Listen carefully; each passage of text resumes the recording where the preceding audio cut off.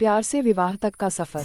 प्यार से विवाह तक का सफर इतना लंबा होगा उन्होंने सोचा न था। दो युवा दिलों ने दाम्पत्य जीवन के सपने संजोने शुरू कर दिए थे, लेकिन इंतजार की घड़ियां बढ़ती ही जा रही थी। मुझे गुमसुम और उदास देखकर माँ ने कहा, क्या बात है रति, तू इस तरह मुंह लटकाए क्यों बैठी है? कई दिन से मनोज का भी कोई फोन नहीं आया। दोनों ने आपस में झगड़ा कर लिया क्या? नहीं माँ, रोज रोज क्या बात करें। कितने दिनों से शादी की तैयारी कर रहे थे, सब व्यर्थ हो गई। यदि मनोज के दादाजी की मौत न हुई होती तो आज तेरी शादी को 15 दिन हो चुके होते। वह काफी बूढ़े थे। 13वीं के बाद शादी हो सकती थी, पर तेरे ससुराल वाले बड़े दकियानुसी विचारों के हैं। कहते हैं कि साय नहीं है। अब तो 5-6 महीने बाद ही शादी होगी। हमारी तो सब तैयारी व्यर्थ हो गई। शादी के कार्ड बन चुके थे। फंक्शन हॉल को, कैटरर्स को, सजावट करने वालों को और भी कई लोगों को एडवांस पेमेंट कर चुके थे। 6 महीने शादी सरकाने से अच्छा खासा नुकसान हो गया है। इसी बात से तो मनोज बहुत डिस्टर्ब है माँ, पर कुछ कह नहीं पाता। बेटा, हम भी कभी तुम्हारी उम्र के थे। तुम दोनों के एहसास को समझ सकते हैं, पर हम चाह कर भी कुछ नहीं कर सकते। मैंने तो तेरी सास से कहा भी था कि साय नहीं है तो क्या हुआ, अच्छे काम के लिए सब दिन शुभ होते हैं, अब हमें शादी कर देनी चाहिए।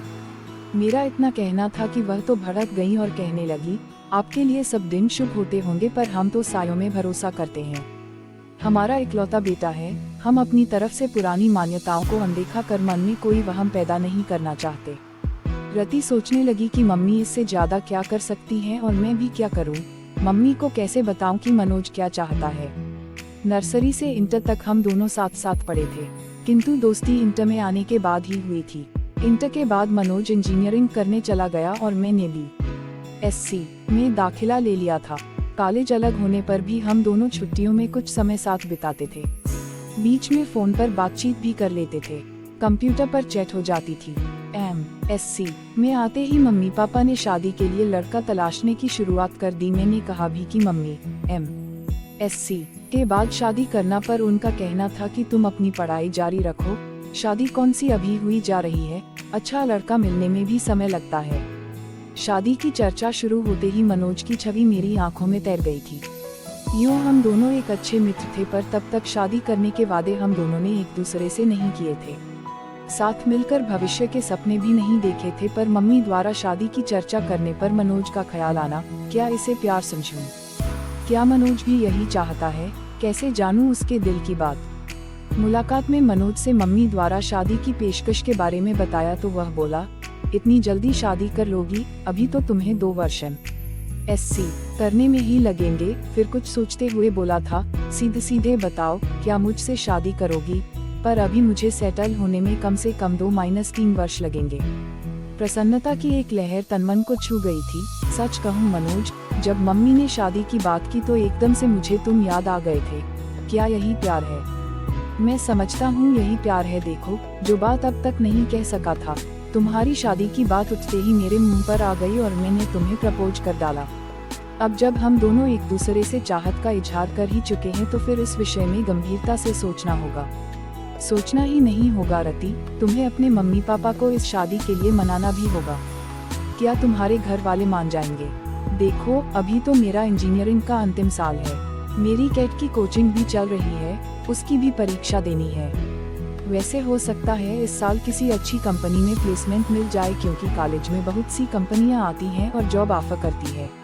अच्छा ऑफर मिला तो मैं स्वीकार कर लूंगा और जैसे ही शादी की चर्चा शुरू होगी मैं तुम्हारे बारे में बता दूंगा। प्यार का अंकुर तो हमारे बीच पनप ही चुका था और हमारा यह प्यार अब जीवन साथी बनने के सपने भी देखने लगा था। अब इसका जिक्र अपने घर में करना जरूरी हो गया था। मैंने मम्मी को मनोज के बारे में बताया तो वह बोली, वह अपनी जाति का नहीं है। यह कैसे हो सकता है? तेरे पापा तो बिल्कुल नहीं मानेंगे। क्या मनोज के माता पिता तैयार हैं?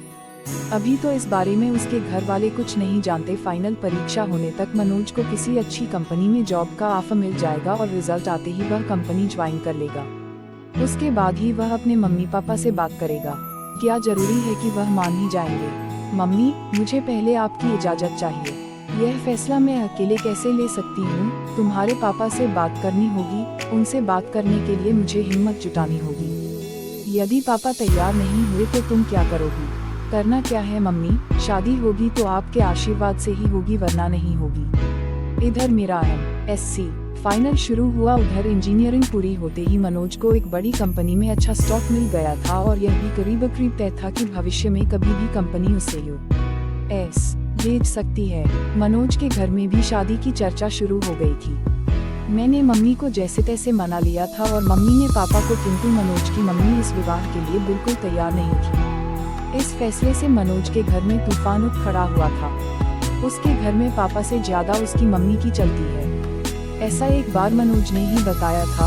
मनोज ने भी अपने घर में ऐलान कर दिया था कि शादी करूंगा तो रति से वरना किसी से नहीं। आखिर मनोज के बहनोई ने अपनी तरह से मम्मी को समझाया था, मम्मी आपकी यह जिद मनोज को आपसे दूर कर देगी। आजकल बच्चों की मानसिक स्थिति का कुछ पता नहीं चलता कि वह कब क्या कर बैठे।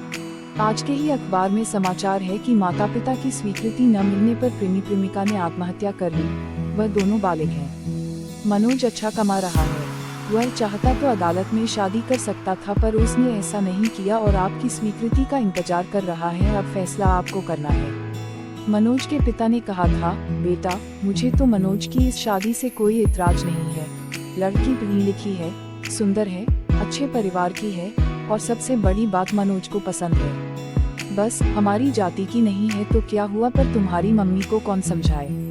जब सब तैयार है तो मैं ही उसकी दुश्मन हूँ क्या, मैं ही बुरी क्यों बनूं। मैं भी तैयार हूँ। मम्मी का इरादा फिर बदले, इससे पहले ही मम्मी की रस्म पूरी कर दी गई थी। तय हुआ था कि मेरी MSc पूरी होते ही शादी हो जाएगी। मम्मी हुए 1 साल हो चुका था। शादी की तारीख भी तय हो चुकी थी।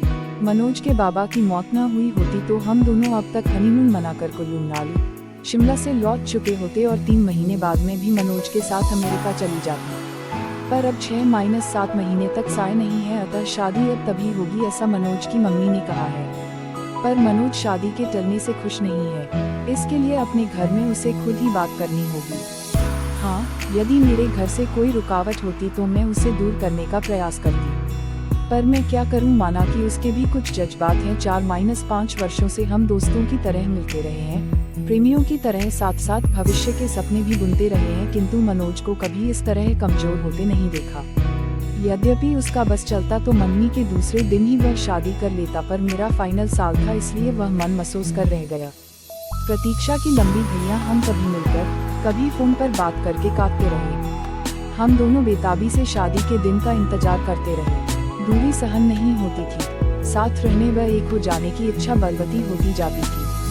जैसे जैसे समय बीत रहा था, सपनों के रंगीन समुंदर में गोते लगाते दिन मंजिल की तरफ बढ़ते जा रहे थे। शादी के 10 दिन पहले हमने मिलना भी बंद कर दिया था कि अब एक दूसरे को दूल्हा दुल्हन के रूप में ही देखेंगे, पर विवाह के 7 दिन पहले बाबाजी की मौत हमारे सपनों के महल को धराशायी कर गई। बाबाजी की मौत का समाचार मुझे मनोज ने ही दिया था और कहा था, बाबाजी को भी अभी ही जाना था। हमारे बीच फिर अंतहीन मरुस्थल का विस्तार है। लगता है अब अकेले ही अमेरिका जाना पड़े। तुमसे मिलन तो मृत तृष्णा बन गया है। 13वीं के बाद हम दोनों गार्डन में मिले थे। वह बहुत भावुक हो रहा था, रति तुमसे दूरी अब सहन नहीं होती। मन करता है तुम्हें लेकर अनजान जगह पर उड़ जाऊं, जहां हमारे बीच न समाज हो, न परंपराएं हो, न ये रीति रिवाज हो। 2 प्रेमियों के मिलन में समाज के कायदे कानून की इतनी ऊंची बाढ़ खड़ी कर रखी है कि उनकी सब्र की सीमा ही समाप्त हो जाए।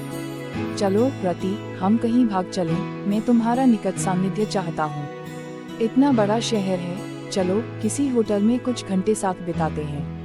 जो हाल मनोज का था वही मेरा भी था।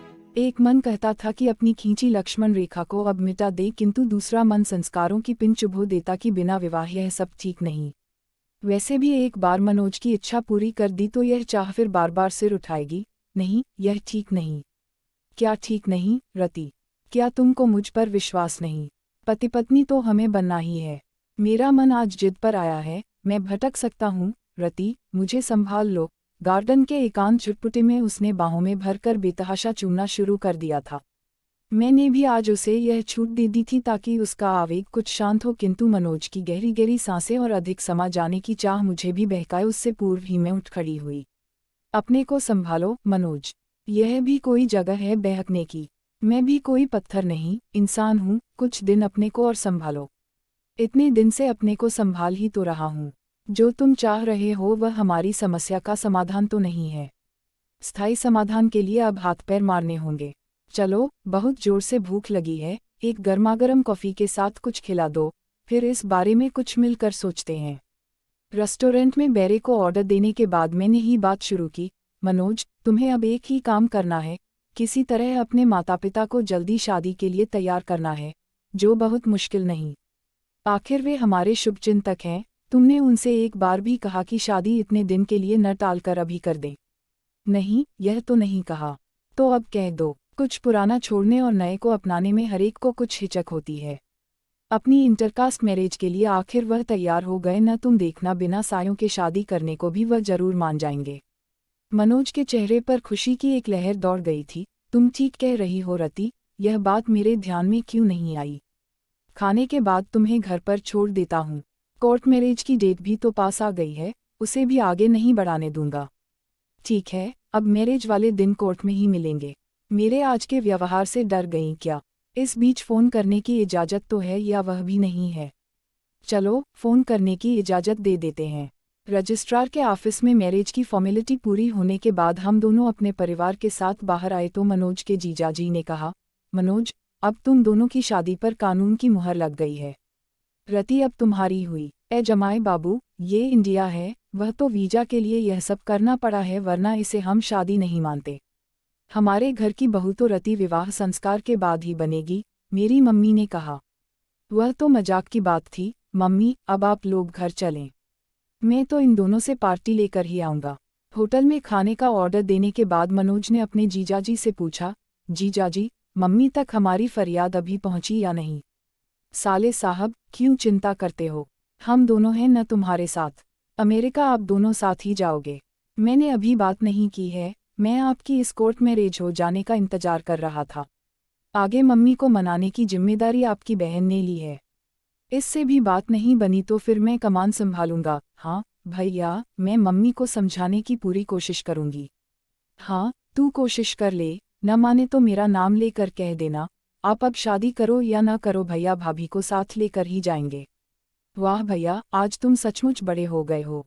आफ्टर ऑल अब मैं एक पत्नी का पति हो गया हूँ। ओके भैया, अब हम लोग चलेंगे, आप लोगों का क्या प्रोग्राम है? कुछ देर घूम-घाम कर पहले रति को उसके घर छोड़ूंगा, फिर अपने घर जाऊंगा। मेरे गले में बाहें डालते हुए मनोज ने शरारत से देखा। हाँ रति, अब क्या कहती हो? तुम्हारे संस्कार मुझे पति मानने को तैयार हैं या नहीं? आंखें नचाते हुए मैं चहकी, अब तुम 90% मेरे पति हो, यानी 10% की अब भी कमी रह गई है, अभी और इंतजार करना पड़ेगा। उस दिन का मुझे अफसोस है मनोज, पर अब मैं तुम्हारी हूँ। उद्धरण उद्धरण